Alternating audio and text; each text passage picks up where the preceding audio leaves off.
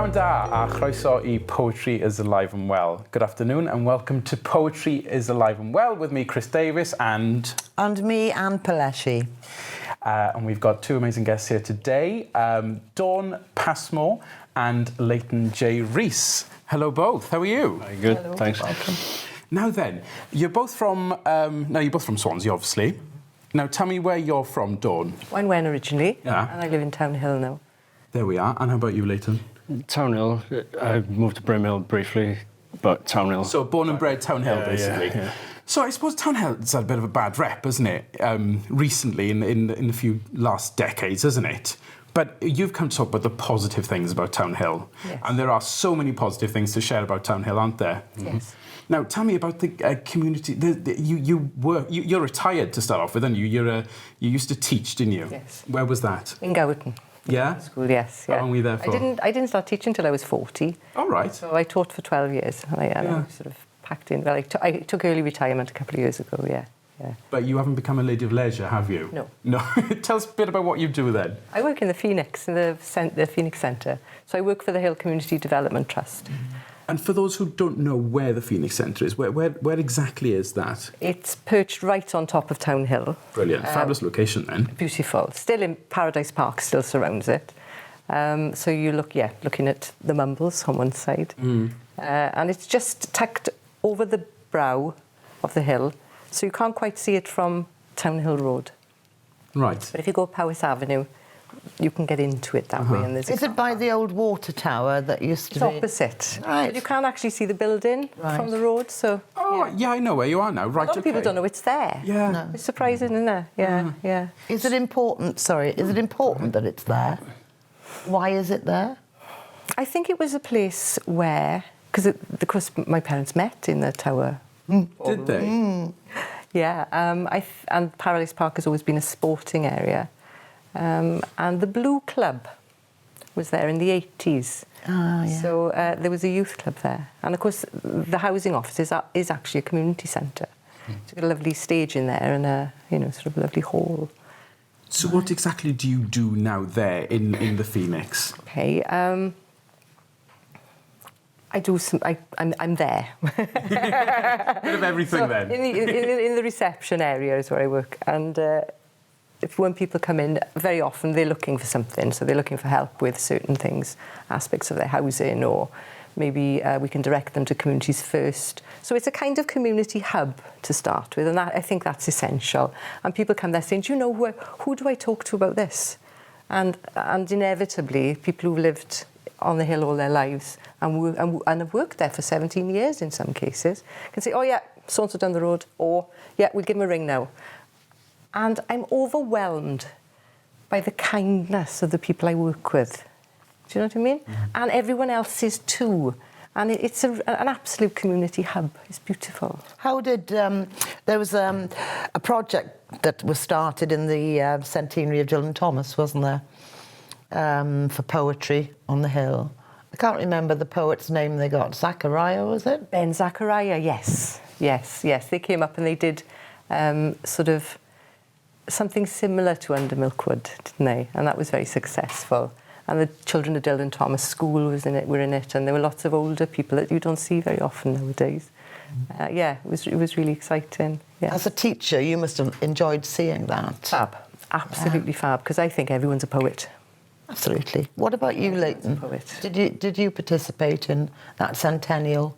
No, there was no ghost at the time. I remember reading about it, looked into it a little bit, but then it didn't end up... It wasn't your... No. I think came with it. Okay.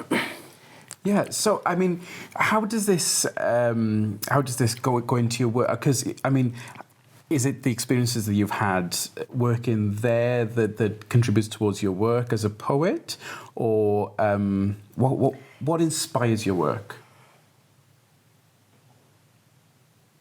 It's difficult to say. Poetry sort of is something I do now and again. Okay, yeah. And when I finished teaching, there were poems I had to write, and a lot of what's the small collection I've got now is from that period really. I haven't written any since I'm working in the Phoenix. Really? Yeah. So how long have you been there for, did you say? 2 years. 2 years, Just over right, 2 years, okay. Yeah. And how about you, Leighton? What kind of things inspire you? What kind of things do you write about to start off with? Because I know you got 2 published books, haven't you? Yeah. Congratulations on that, by the way, because I've seen them. They look brilliant. Thank you. The first was out in January, early this year.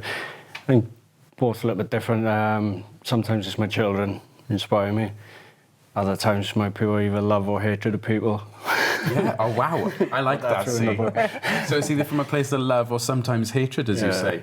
So Brilliant. people Do you are find, though, that it's when something grates at you that the words come out? The first poem I wrote was in response to the disaster of Fukushima, and it was a rant.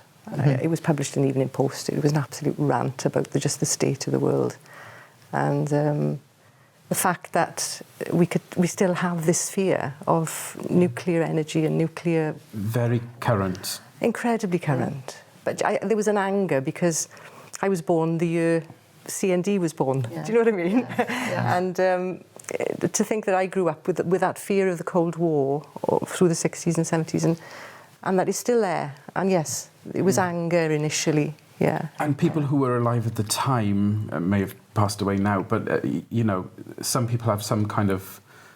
Well, you learn from history, or you think that you learn from history, but it seems to be coming around again in another generation, and it's very scary, isn't it? I don't think any generation loses the fear of the last one, quite honestly. You know, I think I just wonder how cyclical this has to become. Yeah, How many times do we have to come here?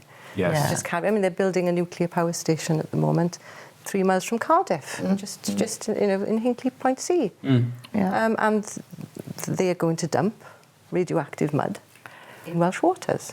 What about you, Leighton? Where did your poetry first start? What was it? Was it a strong emotion that got you into writing? We used to do it, yeah, sometimes it's nice to vent, get things out. Used to do it just as a hobby mostly. And then never thought anything of it. Sometimes you just throw it away just to get out your system. And then people told me, you know, send it into Evening Post first. They published it, then put it up online, and slowly it built, and ended up with even emails from people in America wanting to read my poems on YouTube and things. Just gives you a little confidence boost. And you know, like I said, the negative things happen. It's a nice way to get out your system. Of course. Do you feel like you have to filter what you say sometimes? I mean, do you hold back with some things? Or do you feel like you're completely open, honest and raw with your work? I'm pretty honest and raw. Oh, good for you. Yeah. I mean, you've, like I mentioned, the 2 published books. You've got Tales from the Gin Hotel, Leighton J. Rees. Can you just hold that up to the camera? So I could certainly do that. Thank you very much. So we can show the viewers at home. And we've got Green Heart. And that was quite controversial, wasn't it, the Green Heart? Which was the one, first of all, that you were top of the charts with the downloads or something? Tales from Gin Hotel come out, and it was briefly on top of Amazon's new poetry release chart. So it had like local papers and 15 seconds of fame with it. And Excellent. yeah, So, I mean, can we hear some of your work to start off with? And can I just say, I think it's more than 15 seconds or minutes than fame. You know, poetry is always going to be there. Your poetry, both your poetry, is going to be there. Yeah. You know, and it's only you can scream and shout about it, and it's about time you did. You're quite right. Once it's written down, it's written down, isn't it? We were talking about the humble Welsh people earlier. Absolutely, and I'm getting fed up with it. So we'll do the promotion for you. Yeah. So, Leighton, what are you going to read for us? Is it Beautiful Boy you've got, or is it... Yeah, Beautiful Boy. Yeah? Yeah. Can I just check we've got enough time? We've got enough time. Do you know what? We're going to keep this for the second part because we're about to come to the break now. But tell us a little bit about A Beautiful Boy, and then we'll hear you read a bit about it in the second half, if you don't mind. Much just for my son, my middle child. Wrote it after he was born, and you'd probably be embarrassed by it growing up and kick my backside for it. Bless him. Parents' job. How old's he now? He's 4. 4. So it was written 4 years ago. Yeah. So I got a 6-year-old, 4-year-old and 2-year-old, so Brilliant. keep me nice and busy. Yes, indeed. Oh, right. Okay. Now, so that is in this In book, in the gin book. Okay, brilliant. Ah, right. So Green Heart. Did you read? This is the newer one, isn't it? The Green Heart. Yeah, Green Heart's new. Yeah. Now you're also working on a children's book of poetry as well, aren't you? Yeah, it's like children's story in rhyme. It's coming out November 30th this year. It's kind of like an alternative reindeer story. So instead of Rudolph the Red-Nosed Reindeer, I got Denzel the Hard-Nosed Reindeer. Excellent. Sounds hilarious. Love it. Right. Well, we're going to take a break now. We'll see you after the break. See you in 2.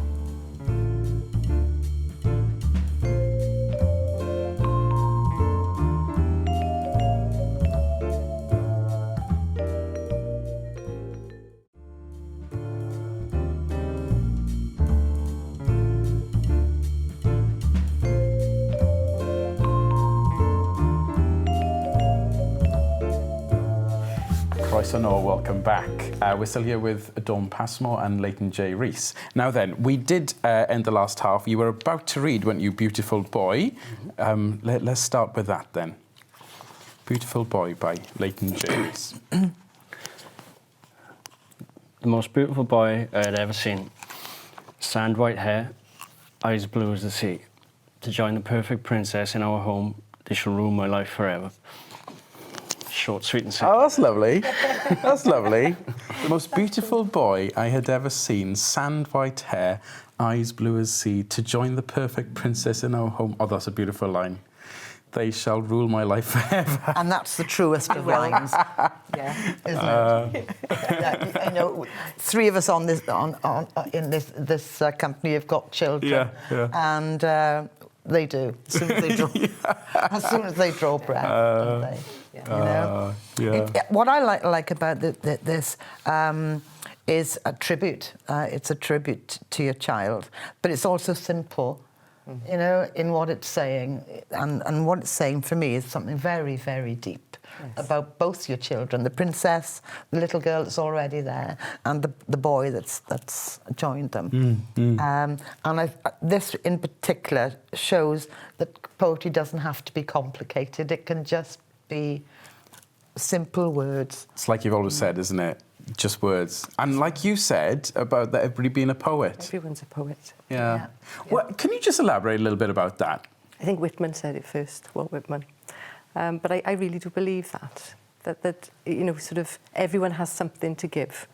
And one way or another, whether you write it or whether you do it or, you know, we're all poets. I believe that, very much so. Just hopping back to Leighton, what's interesting when I read your bio were the poets that you put down who inspired you, who you read. And 2 of those poets are American. And one is Ella Wheeler Wilcox. Yeah. And she was born in the 1800s, died just after the First World War, I think. But she wrote romantic stuff, very much The Observer, just like Jane Austen, and who was another one of the people that inspired you. And Ella Wilcox, she said those words, what were the opening lines? Can you remember the opening lines that the people always quote of hers and don't realise they're hers? Smile. Oh, no, the world smiles with you. Weep, and you weep alone. You know? Yeah, that's still said today, isn't it? Absolutely. All the time. Absolutely. Yeah. Which is why, you know, your words as poets, they will be there and somebody will pick them up. You won't even know who they are. You know? Yeah. But she's a romantic. And then you go on for, who's the other one with the funny name, Nash? Ogden Nash. Yeah, Ogden Nash. I mean, Ogden Nash. Candy is dandy. Candy is dandy. You know what I mean?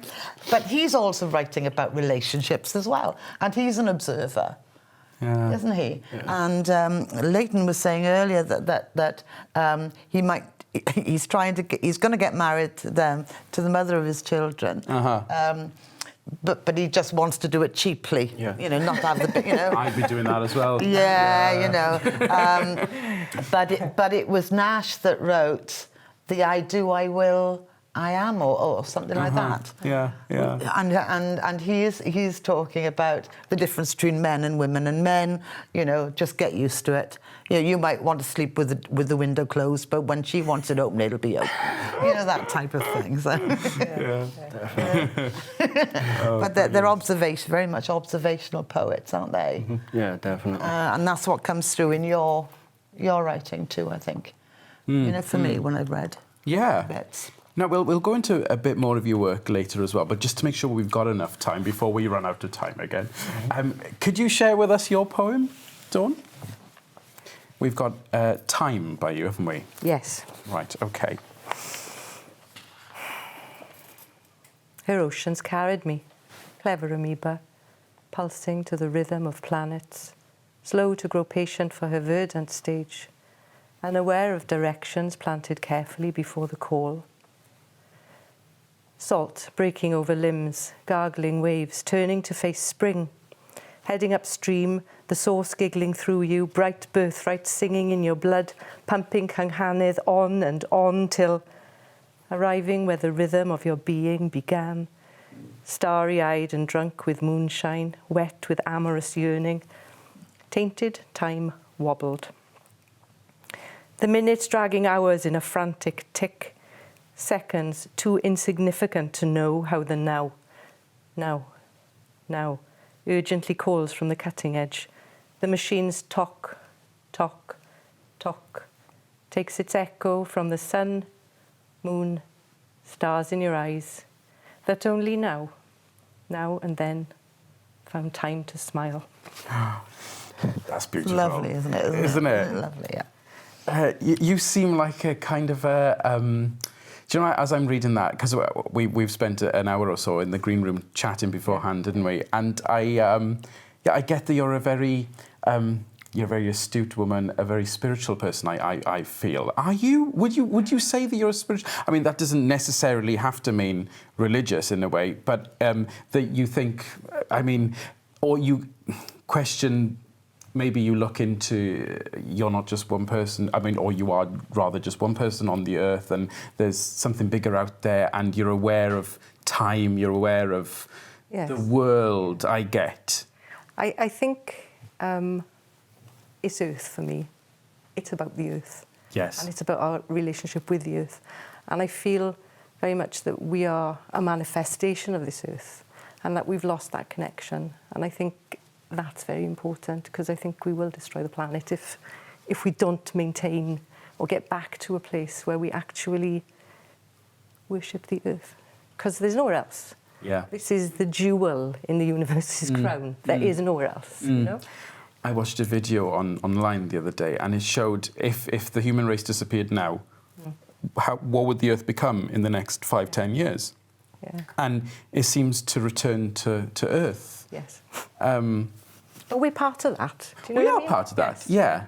Yeah, and I think we've sort of set ourselves against it, almost. You know, and I think we need to embrace the fact that we are part of it. Yes. And then we don't become the destroyers of Earth, we become also the healers, do you know? What would you call your style? Are you freestyle?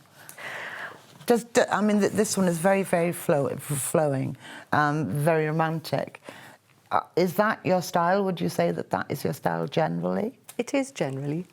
I'm very careful with the syllables and, you know, the pattern that it forms on the page. So I think it's not exactly free. I'm still very sort of concerned about the form, whether I like it or not. Yeah. So yes. And have you deliberately, both you and Leighton actually in your work, you start each line with a capital letter, which to some writers will seem an ancient way, an older way of forming. Yeah. And some not. Is there a reason why both of you, this is a question for both of you really, why you both go for the capital letter, even though it isn't always the beginning of a new sentence? I think, you know, when you come to the end of a line on a poem, when you start a new... It is sort of a natural pause, isn't it? Yeah, so in a sense, there's some emphasis on that first word in that. Right. To me, as a reader, it looks neater. I mean, I don't know if that's old-fashioned or what. It's what But- we're used to, isn't it? Yeah. I suppose there is that. I suppose because I'm a musician as well, and when it comes to lyrics, I like to when you start a new line, Yeah. new capital letter. But it just, and especially if it's there, it's presented to you. I think it looks neater. But also there's if you go back, you say it's an older version that you're used to. If I was reading it, for instance, and there was a comma at the end of a line, I wouldn't expect then a capital letter. Oh, I see. Because it's Yeah, no, the beginning true. of a Yeah, very new. true. Yeah. So it's all about, I think, choice, isn't it? Yes. Yeah. Does it feel right for you or not? Do you like that, Leighton? Is that what you do, or do you write in a different style? I never really thought of it. I guess I just naturally do without thinking. Just do it. Yeah. Yeah, isn't it strange that? And it's that old wind-up merchant, the Oxford comma, as well, isn't it? You know what the Oxford comma is, you know. Yeah.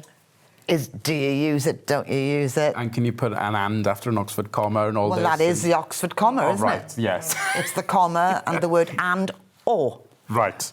Oh, lost my. Oh, you've lost yourself. I've lost my thing. I can't hear Jack in the gallery now. Well, you don't listen to me, so that's no. I think the punctuation is it's like the music in words, because it tells you where to pause and where the emphasis is. Yeah. Anyway, Yeah. we're going to have to leave it there, I'm afraid. But thank you so much both for coming in. Thank you for watching, and we'll see you again next time. Thank you. Thank you.